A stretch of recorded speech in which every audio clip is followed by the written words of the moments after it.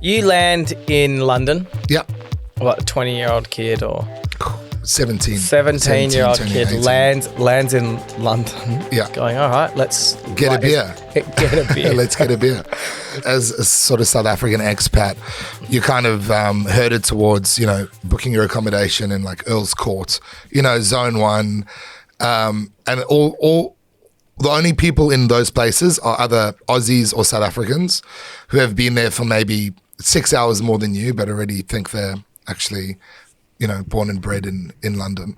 So, just asking directions to a pub, fucking no idea. So we basically walked from Earl's Court, just on main roads. There are no pubs. No, we dropped everything off at the hostel, took all our traveller's checks and cash and everything on us. And traveller's checks. You hear that, kids? Yeah. You won't see them anymore. I don't even think I've used them since, to be honest. What a waste of money. Anyways, so we go off looking for a pub to have our first pints.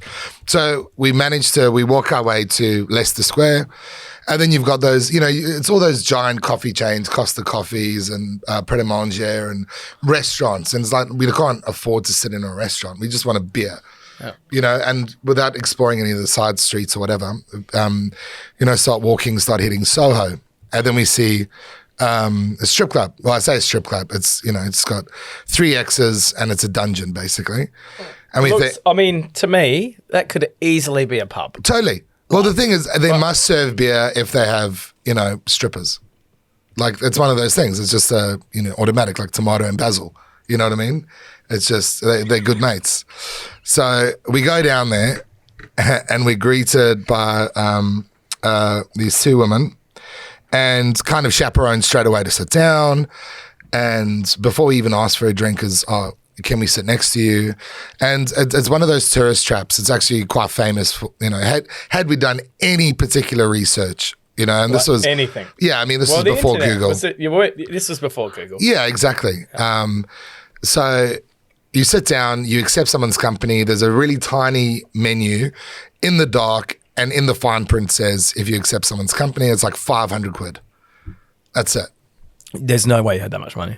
No, well, no, I did. No, I had about 300. Okay. I had about 300 quid on me. You learnt to negotiate. No, well, yeah, which was pretty bad because we left without money and the guys, stayed with their baseball bats. So it was give us your money, and leave. So we did. So you got robbed? Yeah. So you can imagine I haven't even had a beer yet and I already have 0 money, not even 6 hours off the plane. It was the longest. I still had my return tube pass back to Earl's Court, and it was just the longest ride. So I got out at South Kensington, just walking down, just like being completely traumatized by the whole experience, thinking I need a job because I haven't even paid my hostel. Well, well done, Duncan, straight off the plane. Mom and Dad, I'm now stranded. I then saw a sign in a window at a restaurant called La Boucher in South Street, Kensington, saying chefs of all levels wanted. So I was like, I worked in my dad's restaurant. Not like, when you work, yeah. Yeah, you're like, chef, me. No, exactly. Even though you don't do any work because it's your dad's restaurant. All you do is drink the free beer. Hang on, make yourself some food in the back. For their dad do nothing? No, that's not what I'm saying.